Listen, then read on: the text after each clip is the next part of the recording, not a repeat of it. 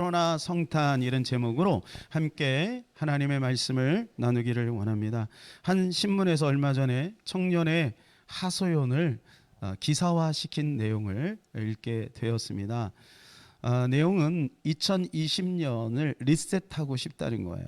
2020년이 코로나로 인해서 자기 삶의 모든 것들을 정지시켰다.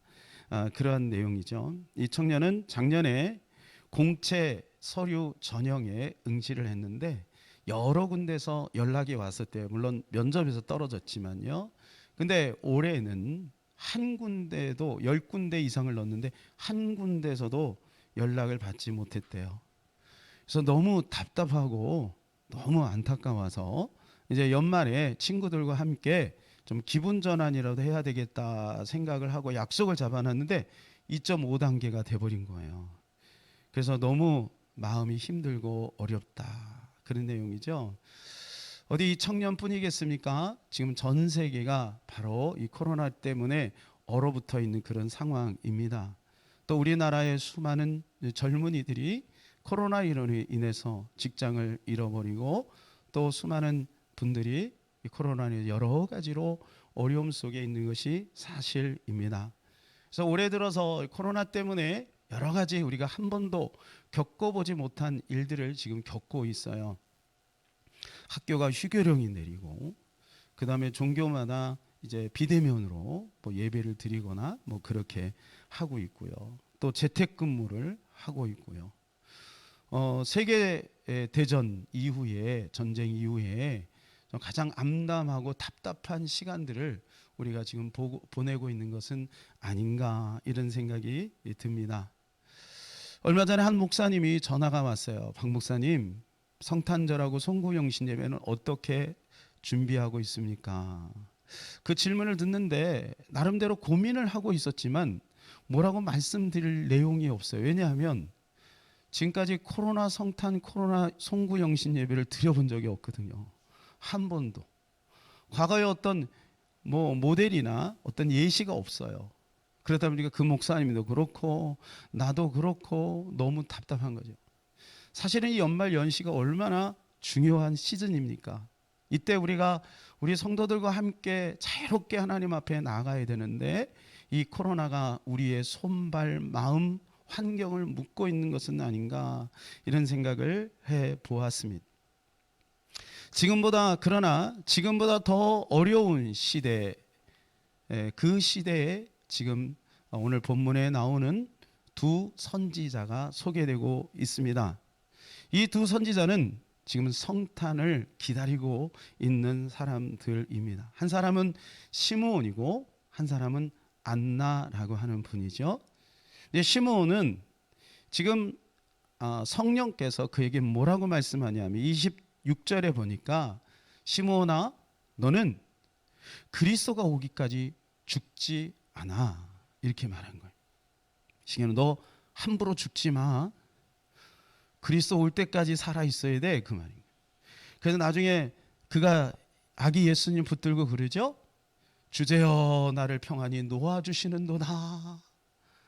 그게 고통스러운 인생을 살면서 그리스도 때문에 죽음도 함부로 결정하지 못하는 죽음이라고 하는 두 글자는 우리에게 굉장히 많은 의미를 주고 있는데 그것조차 그리스도를 기다리는데 써야 되는 그런 상황인 것이죠. 또 한 사람은 안나입니다. 이분은 84년을 과부로 지냈어요. 그때는 좋은 풍습이 있어서 14살 정도면 결혼을 했다고 하네요. 그리고 나서 7년 만에 남편이 죽어요. 그리고 84년이 지났으니 지금 나이가 어떻게 됩니까? 복잡해서 제가 다 준비해 왔어요. 105살. 나이가 105살. 지금도 105살이면요. 대단한 나이인데 그때 당시에 105살. 그때 105살을 사시면서까지 오늘 본문에 보니까 주야로 금식을 했대요. 대규야 몇 끼 먹은 거야 그러면? 주야로 금식을 했으니까 한 끼 정도 먹은 거죠. 최소한의 음식을 먹어가면서 오직 경건하게 그리스도 예수가 오는 그날을 기다리고 있는 거예요. 이런 안나와 시므온이 개인적으로는 너무나도 어떻게 보면 지루한 세월인 거죠. 지루한 세월. 그런데 왜 예수님께서 이렇게 더디 오셨을까? 예. 우리는 한번 이 시점에서 한번 생각해 볼 필요가 있어요. 오늘날 예수님이 다시 오신다고 하셨는데 너무나도 늦게 오시는 거죠. 이렇게 예수님 늦게 오실까? 그 수많은 사람들이 기다리다 사실은 이 안나와 시므온만 메시아를 기다린 건 아니에요. 구약의 이스라엘 백성들은 전체가 메시아를 기다리고 있었어요. 근데 그들은 다 먹고 사느라고 잊어버렸고, 이 두 사람은 그것을 아주 영롱하게 선명하게 명료하게 기억하고 준비하고 기다리는 거죠. 재림도 마찬가지일 겁니다. 그런데 기억해야 될 것은 예수님의 초림을 하나님은 4,000년을 기다리셨어요. 지금 예수님의 재림을 우리는 2,000년 좀 넘게 기다리고 있는 거죠. 그럼 앞으로 2,000년 뒤에 오신다, 그 말은 아니고요. 언젠가는 반드시 오신다. 예수님이 이 땅에 오심을 기다린 사람은 예수님의 오시자 너무나도 감격스러운 거예요. 기다린 사람은 알죠. 아기가 자연스럽게 생긴 사람은요, 아기가 3년, 5년, 10년 동안 없다가 아기가 생긴 사람하고는 다른 거예요. 기다린 사람은 기다린 자의 복이 있는 것이죠. 사랑하는 여러분, 이 성탄절을 기다리고 계셨습니까? 기다리셨다고 얘기해 주세요. 그래야 주님이 기뻐하십니다. 할렐루야. 예. 우리는 이 성탄절을 기다린 거죠. 왜요? 성탄의 의미를 다시 한번 회복하기 위해서. 그럼 우리가 왜 이 성탄절을 지켜야 하고, 왜 우리는 이 성탄절을 기다려야 할까요? 예. 그러면 이제 이 시점에서 어떤 사람이 이런 생각을 하는 사람이 있습니다. 목사님, 그 12월 25일 날은 성탄절이 아니에요. 그 날짜가요. 지금 러시아 정교에서는요, 1월 7일 또는 1월 6일 날 성탄절을 보내거든요. 이거 뭐 날짜가 뭐 중요해요. 뭐 예수님이 뭐 이런 식으로 얘기를 하는 사람이 있는데, 제가 그래서 그거에 대해서 한번 찾아봤어요. 그랬더니 아주 답이 쉽게 나오더라고요. 여러분, 이단들이 이거 가지고 자꾸 얘기하는 사람들이 있는데, 그때 이거 꼭 얘기해 주시면 됩니다. 러시아 정교에서는요, 율리우스력을 따릅니다. 율리우스라고 하는 장군이 있었고, 또 이 사람은 작가인데요, 이분이 태음력을 가지고 이제 달력을 만든 거예요. 어떤 지시가 있었겠죠. 달력을 만들었어요. 그리고 그레고리라고 하는 황제가 있었는데, 이 그레고리 황제의 지시에 의해서 또 달력이 만들어진 거예요. 근데 우리가 지금 쓰고 있는 달력은 그레고리력을 따라가고 있는 거예요. 근데 이 율리우스력과 그레고리력의 차이가 약간 있어요. 그래서 세월이 가면 갈수록 약간씩 간격이 조금씩 벌어져요. 약간씩. 그래서 지금 무슨 차이가 있냐면 한 13일에서 14일 정도 차이가 있는 거예요. 그 말은 무슨 말이냐면 똑같이 같은 날을 섬기고 있는 것 뿐이에요. 그러니까 날짜가 중요한 게 아니고, 우리가 성탄을 지키는 것은 뭐예요? 그 의미를 귀하게 여기는 거예요. 그래서 주일 하면 우리 대규가 여기에 뭐 있습니다만, 캐나다 주일 날짜와 우리 주일 날짜는 좀 다를 수 있겠죠. 더군다나 미국하고는 더 다 차이가 있겠죠. 그러면 뭐 우리 날짜 계산해서 거기서 지켜야 되는 겁니까? 아니죠. 그 나라 가면 그 나라 주일을 지키는 거죠. 그 중요한 것은 날짜를 지키는 게 아니고 그 의미를 지키는 거죠. 주일을 온전히 주님의 날이니까, 성탄절은 예수님이 오신 날이니까, 그래서 지키는 거라 그것이죠. 그렇다면 우리가 왜 성탄절을 지켜야 할까요? 그것은 첫 번째, 그날이 구원의 날이기 때문에 그렇습니다. 30절 우리 같이 한번 읽을까요? 내 눈이 주의 구원을 보았사오니. 구원을 보는 거예요. 언제? 지금 아기 예수를 안고 있는 시므온이 그 아기를 보면서 구원을 본 거예요. 우리 민족의 구원을 본 거예요. 그리고 좀 이따 그는 이야기하죠. 열방의 구원을 본 거예요. 그래서 예수라고 하는 말은 무슨 말이냐면 구원이라는 것이죠. 구원, 예수. 그래서 마태복음 1장 21절에 이렇게 말씀해 줍니다. 시작. 아들을 낳으리니 이름을 예수라 하라. 이는 그가 자기 백성을 그들의 죄에서 구원할 자이심이라 하니라. 예수는 뭐냐? 죄에서 구원하셨다, 그 말인 것이죠. 그러니까 이름 자체가 구원입니다. 그래서 우리는 예수님 바라볼 때 우리는 구원받은 백성으로서 영광스럽게 살아가는 것이죠.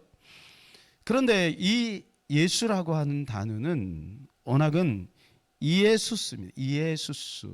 근데 이것은 구약에도 단어가 있었어요. 이 이름을 가지고 있는 사람이 있는데 대표적인 사람이 여호수아와 호세아입니다.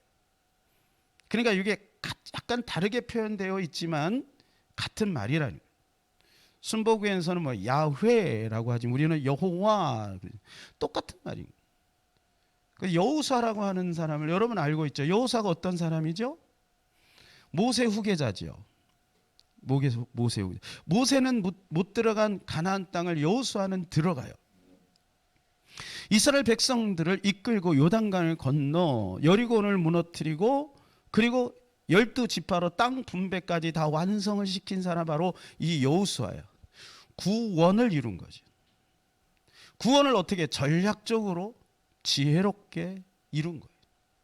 오늘날 예수 그리스도도 우리를 구원시키는 데 있어서 매우 지혜롭게 매우 전략적으로 구원을 이루어 나가고 있는 거예요.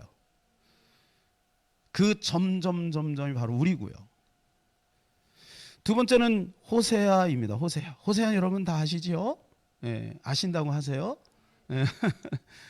호세아가 누굽니까? 호세아는요 불경건한 아내를 맞이했어요. 고멜이라고 하는 아내를 맞이해요.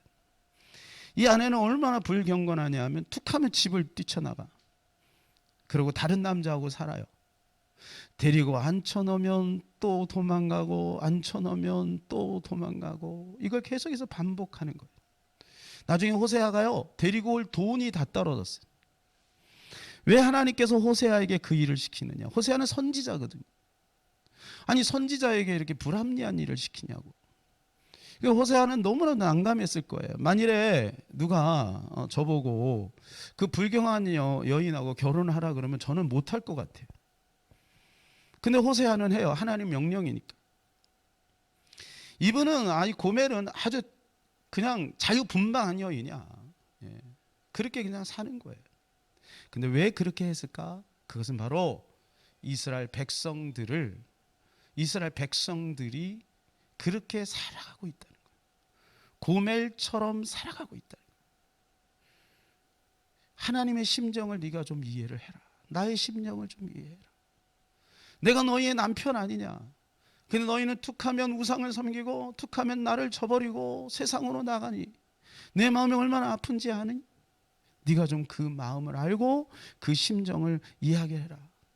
그래서 호세아서 계속 얘기하는 게 뭐예요?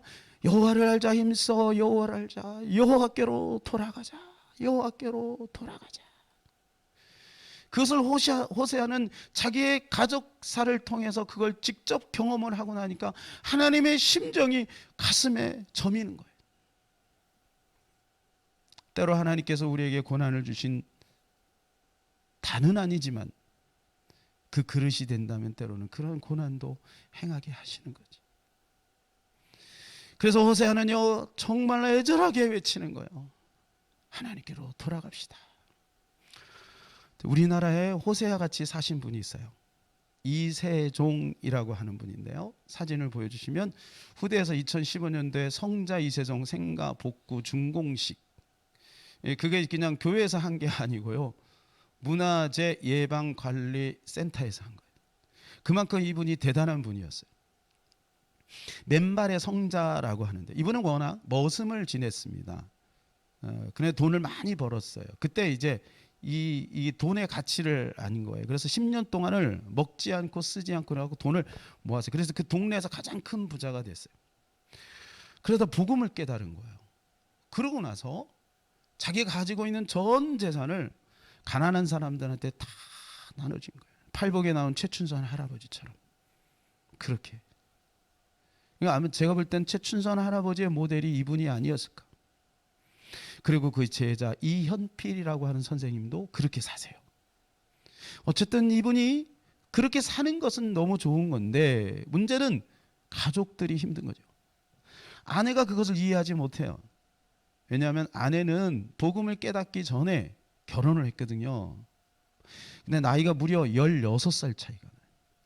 근데 이분은 점점 나이가 들어가고 아내는 점점 젊어지고 이 아내가 자꾸 집을 나가요. 그래 딴 살림을 자꾸 차리래.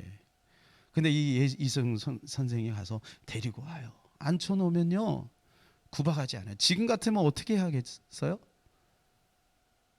정말 난리 나겠죠. 뭐 그때 당시는 어떤 분위기가 이 남존여비 이게 굉장히 강했잖아요. 그럼 뭐 눈은 비 오는 날 먼지 나도록 맞는 거죠. 그런데 그렇게 하지 않아요. 그냥 아내를 정상적으로 그렇게 대합니다. 그런데 세월이 지나고 또 나가요. 또 나가요. 그리고 또 데리고 오고. 근데 나중에 이 문순이 여사가 성경을 읽다가 까막눈이었으니 성경을 못 읽다가 남편이 이 여인의 눈을 열어줘요. 그러면 성경을 읽다가 깨달아요. 우리 남편이 그렇게 사는 이유가 있구나. 그것을 깨닫고 나중에 남편이 이제 돌아가신 다음에 그 무덤 옆에다가 오두막집을 져놓고 3년 동안을 거기서 살면서 경건하게 살아가요. 사람들이 불쌍해서 닭도 가져다 주고 또 돼지고기도 갖다 주면 안 먹고 그냥 아주 검소하게 그렇게 살아가고 오직 성경만 읽고 그렇게 살아가다가 소천을 하시게 됩니다. 우리는 이렇게 사시는 복음을 가진 자가 어떻게 살아가야 되는지에 대해서 배울 필요가 있다고 생각이 되어집니다. 그 남편이 만약 그 아내를 부도덕하다고 버렸으면 어떻게 됐을까요? 그 남편은 포기하지 않았어요. 호세아는 고멜을 포기하지 않았어요. 이것이 하나님의 마음. 호세아는 그것을 깨달은 거죠. 사랑하는 여러분, 그런데 예수 그리스도는 그 정도가 아닌 거예요. 오셔서 우리를 위해서 십자가에 못 박혀 스스로 죽으세요. 목숨을 내주면서까지 우리를 사랑하신 거죠. 두 번째는 우리가 왜 성탄절을 기다려야 되는가? 빛이 비추었기 때문입니다. 31절에 32절입니다. 시작. 이는 만민 앞에 예비하신 것이요 이방을 비추는 빛이요 주의 백성 이스라엘의 영광이니이다. 만민 앞에 이방의 빛을 비춰줬다는 거예요. 누가요? 예수님이 오셔서. 그래서 성탄절을 말하면 빛이 비춰지는 시간이에요. 사랑하는 여러분, 이 빛을 받으시기를 바랍니다. 이 빛은 어떤 빛입니까? 창세기 1장 3절의 빛이에요. 빛이 있으라.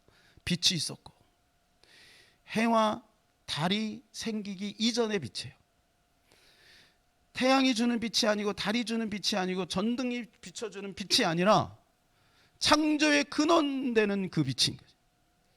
바로 예수의 빛인 거예요. 그 빛이 임하인 거예요. 그 빛이 창세기 3장에서 어두워졌는데 다시 그것이 임한 거예요. 회복이 된 거예요. 사랑하는 여러분, 이 성탄의 아침에 이 빛을 여러분의 가슴 영혼 깊은 곳에 받아들이시기를 바랍니다. 그리고 이 빛이 강력해지기를 바랍니다. 그런데 이 빛이 왔는데도 불구하고 이 빛을 거부하는 사람들이 있었어요. 그것이 요한복음 1장 4절에서 5절입니다. 같이 읽읍시다. 그 안에 생명이 있었으니 이 생명은 사람들의 빛이라. 빛이 어둠에 비치되 어둠이 깨닫지 못하더라. 사람들의 빛인 거예요. 예수님은 그 빛은 사람에게 먼저 비춰지는 거예요. 그리고 사람을 통해서 자연에게 비춰지는 거죠. 사람들의 빛인데 그 사람들이 그것을 깨닫지 못하고 거부하는 거예요. 어둠이 깨닫지 못하였더라. 그런데 그 빛을 깨닫고 받아들이는 사람들이 있으니 저와 여러분인 거예요. 그래서 12절에 이렇게 말씀해 주시죠. 시작. 영접하는 자 곧 그 이름을 믿는 자들에게는 하나님의 자녀가 되는 권세를 주셨으니. 그 빛을 받아들이는 자는 신분이 바뀌는 거예요. 위치가 바뀌는 거예요. 생명이 바뀌는 거예요. 완전히 달라지는 거예요. 우리는 그 빛을 받은 거예요. 그래서 하나님의 자녀가 된 것입니다. 이 빛은 창조의 빛이요, 이 빛은 영원한 빛인 것입니다. 근데 주님이 우리에게 말씀하세요. 너희가 그 빛을 비추어라. 그 빛을 받아서 그 빛을 비추어라. 그래서 이사야서 60장 1절 시작. 일어나라 빛을 발하라. 이는 내 빛이 이르렀고 여호와의 영광이 내 위에 임하였음이라. 빛을 발하라. 누구 보고 하는 얘기예요? 우리에게 하는 얘기예요. 이 빛은 어떤 빛이냐? 내 빛이래요. 너에게 이미 빛이 있다는 거예요. 여러분 가슴속 한번 들여다보세요. 여러분 안에 빛이 있습니까? 많은 사람들이 이 빛을 우리가 잘 이해하지 못해요. 내 안에 빛이 있는 거예요. 동방 박사가 하늘의 그 별빛을 보고 예수님을 따라가요. 그것은 아주 희미한 빛이에요. 그 희미한 빛이 예수님 위에 서요. 그리고 그 예수님 밑에 그 앉아서 그 빛을 그들이 깨닫게 되는 거예요. 근데 그 빛은 한번 비춰지고 사라지는 별빛이 아니라 영원한 빛이, 생명의 빛인 것입니다. 이 빛을 우리는 받은 거예요. 그래서 이 빛을 우리는 비춰야 되는 거예요. 이 빛을 비추는 게 교회입니다. 이 빛을 비추기 위해서 열심히 살아가는 것이 여러분인 것입니다. 여러분의 모든 삶의 영역 속에 이 빛을 비추기를 원하시는 거예요. 이 빛이 비춰지면 어떤 일이 벌어집니까? 사람들이 소생하는 거예요. 회복이 되는 거예요. 마태복음 11장 5절입니다. 맹인이 보며 못 걷는 사람이 걸으며 나병 환자가 깨끗함을 받으며 못 듣는 자가 들으며 죽은 자가 살아나며 가난한 자에게 복음이 전파된다 하라. 맹인이 보게 되는 거예요. 못 걷는 사람이 걷게 되는 거예요. 나병 환자, 저주받은 영혼들이, 인생에 완전히 저주받은 영혼들이 소생하게 되는 거예요. 들려지게 되는 거예요. 죽은 자가 살아나는 거예요. 그리고 가난한 자들이 복음으로 말미암아 회복되는 거예요. 인생의 모든 문제들이 예수 그리스도 안에서 회복이 되는 거예요. 저와 여러분이 일부분이 회복이 됐고 앞으로 계속해서 회복이 될 것이며, 또 우리를 통해 이 빛을 받은 모든 사람들이 그렇게 회복이 되기를 주님은 원하시는 거죠. 세 번째는 이 성탄은 패하거나 흥하는 날이 되고 마음을 바로잡는 날이 된다는 것입니다. 자, 시몬은요 마리아에게 이제 예언을 막 하기 시작합니다. 이렇게 예언을 해요. 34절에 35절입니다. 시작. 시몬이 그들에게 축복하고 그의 어머니 마리아에게 말하여 이르되 보라, 이는 이스라엘 중 많은 사람을 패하거나 흥하게 하며 비방을 받는 표적이 되기 위하여 세움을 받았고 또 칼이 내 마음을 찌르듯 하리니 이는 여러 사람의 마음의 생각을 드러내려 함이니라 하더라. 이스라엘 중에 34절에 보니까 이스라엘 중에 수많은 사람들이 예수 그리스도를 통하여 흥하게 되고, 근데 요거로 끝나면 좋은데 패하여지는 사람이 있다는 거예요. 저는 이 말씀을 준비하다가요 문득 요거는 말 안 했으면 좋겠다. 성탄은 기쁨의 날이고 위로의 날인데 이 말을 해야 되는가? 근데 성령께서 마음에 그냥 있는 그대로 해라. 사랑하는 여러분, 예수 그리스도가 오심은 어떤 사람에게는 어마어마한 축복이지만 어떤 사람에게는 어마어마한 멸망인 거예요. 패한다는 것은 무슨 말이냐면 원어가 무너졌다, 멸망한다 그런 뜻. 예수가 왔는데 왜 멸망하지요? 심지어는 예수님은 이렇게 말씀하시죠. 너희 집안 식구가 너희 원수가 되리라. 무슨 말인가요? 공간복음을 보게 되면 수많은 사람들이 예수 그리스도가 오심으로 말미암아 멸망의 자리로 가요. 그게 바리새인과 서기관, 종교 지도자들. 그들은 기득권을 버리지 못함으로 말미암아 진정한 구세주가 되신 예수 그리스도를 거부합니다. 진리를 거부하기 시작해요. 그것이 바로 무엇이냐? 망하는 길로 간 것이다. 그러나 저와 여러분은 예수 그리스도를 받아들였습니다. 예수 그리스도 안에 있습니다. 그럼 우리는 흥하는 자예요. 그래서 이제 흥한다라고 하는 말은 무슨 말이냐면 돈 많이 번다 그게 아니라 흥한다 이 말은 무슨 말이냐면 다시 살아난다는 거예요. 언어가 그렇게 되죠. 다시 살아난다.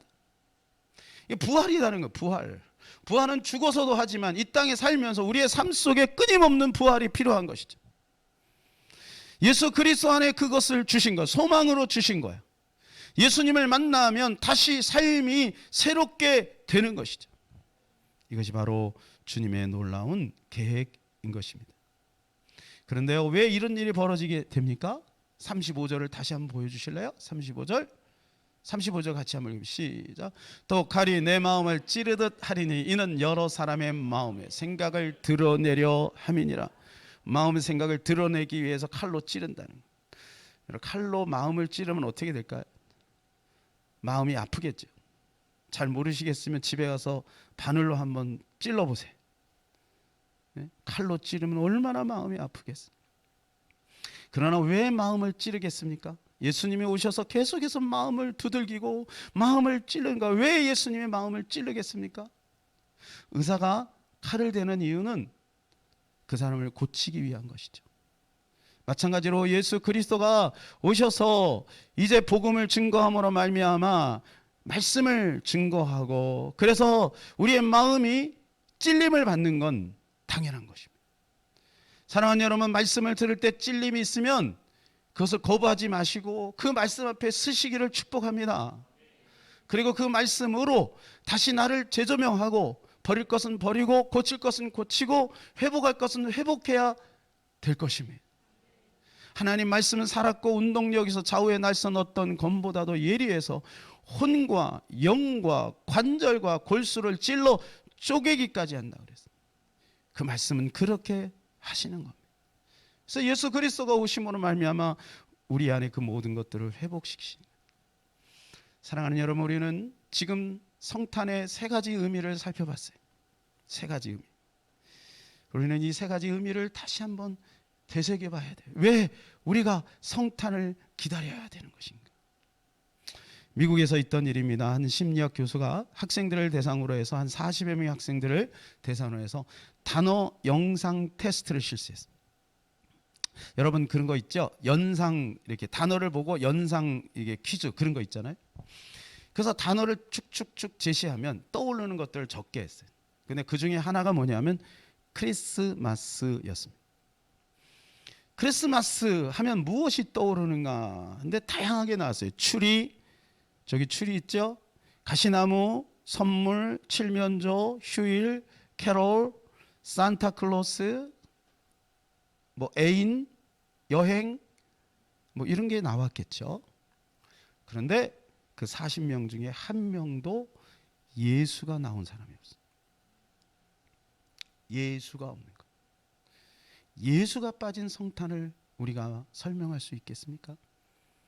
그런데 오늘날 많은 사람들이 성탄절날 예수를 기억하지 않아요. 구제는 기억해요.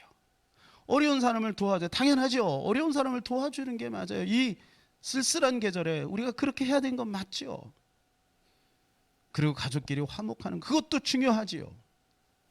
그러나 우리가 정말로 기억해야 될 것이 있어요. 그것은 무엇이냐? 이 성탄절 크리스마스 날은 예수 그리스도를 기억해야 될 줄로 믿습니다.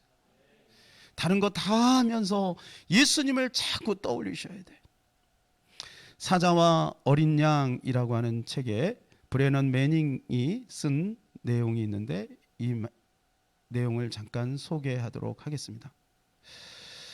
프랑스 남부에 가면 프로방스라고 하는 숲이 있대요. 그래서 우리나라에서 프로방스라고 하는 회사들도 있고 그러한 제품들도 굉장히 많이 있어요. 그런데 이 프로방스의 지방에 해마다 크리스마스가 되면은 회자되는 아주 아름다운 이야기가 소개되고 있대요. 그것은 뭐냐면 예수님이 오시는 날 네 목동이 그 예수님께로 찾아갔대요. 네 목동이. 그래서 한 목동은 선물로 달걀을 가져갔대. 가난하니까 달걀을 준비해 간 거예요. 한 목동은 빵과 치즈를 준비해서 갔어요. 그리고 세 번째 목동은 포도주를 준비해서 갔어요. 그런데 이 네 번째 목동이 문제예요. 이 네 번째 목동은 아무것도 준비를 못한 거예요. 그래갖고 서로 뭐 준비해 오자 이렇게 서로 약속을 했던 것 같아요. 그랬더니 이 네 번째 목동, 이 목동을 향해서 별명을 준 거예요. 세 명이. 무슨 별명을 줬냐면 프랑스 말로 앙샹떼, 양샹떼가 무슨 말이냐, 이거는 만나서 반갑습니다 그런 뜻이래요. 근데 왜 이 별명을 줬냐, 우리 그런 말 하죠. 빈정거리면서 반가워 반가워 그러죠. 그런 식인 거예요. 앙샹떼, 그래 별명이 앙샹떼가 됐어요. 앙샹떼. 그런데 이제 찾아갔어요. 그래서 요셉에게 마리아에게 선물을 준 거야. 자기들이 가져온 걸 막 선물을 주면서 막 이런저런 얘기를 막 한참 하고 있는데 앙샹떼가 안 보이는 거예요. 그래서 한 목동이 야 앙샹떼가 안 보인다. 앙샹떼 어디 갔냐? 막 이렇게 하는데 아주 저기서 손하는 무슨 소리가 들리는 거예요. 커튼을 이렇게 살짝 제꼈더니 그 말구유가 있고 그 말구유 앞에 앙샹떼가 무릎을 탁 꿇고 있는 거예요. 예수님을 바라보면서 그들은 그 밖에서 뭔가 막 들뜬 마음으로 서로 선물을 주면서 막 이야기를 하고 있는데 이 앙샹떼는 그 예수님 앞에 무릎을 꿇고 이렇게 경배하며 속삭이고 있었대요. 예수, 예수, 예수, 예수, 예수, 예수. 그 긴 시간 동안을 그 예수님을 보면서 그냥 예수, 예수, 예수만을 외치고 있었다는 거죠. 우리에게 굉장히 많은 도전을 주고 깨달음을 주는 말씀인 것 같습니다. 시대가 그렇습니다. 여러 가지 시대가 우리의 마음을 어둡게 하고 우리의 눈을 왜곡시키는 것이 사실입니다. 그래서 우리는 이 성탄절날 예수께로 돌아가야 합니다. 예수께로 돌아가야 돼요. 제가 어제 잠깐 말씀을 드렸습니다마는 기도를 하는데 성령께서 그 마음을 주시는 거예요. 아들 예수를 보낼 때 아버지 하나님은 어떤 마음이었을까 너 아니? 이런 마음을 주시는 거예요. 여러분 예수님을 보내실 때 아들을 전쟁에 보낼 때 아버지의 마음은 어떻겠습니까?